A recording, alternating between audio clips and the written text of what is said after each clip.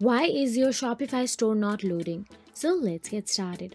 Firstly, it might seem rudimentary, but verifying your internet connection could swiftly solve the problem.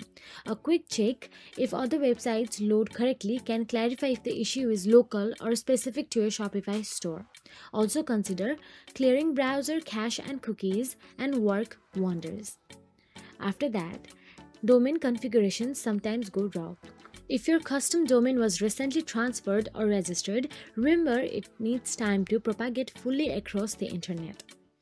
Also, Shopify themes and apps are essential for functionality and aesthetics, but conflicts between them can create a store that is as unresponsive as a stubborn mule.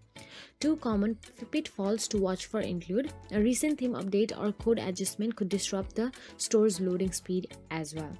Also, sometimes action taken inside the Shopify admin, such as editing theme code or managing domain settings, can accidentally intercept your store's functionality. Take a step back and review recent alternations that might be interfering subtleties. So that it is. If you found this video helpful, please like, share and subscribe, and thank you so much for watching.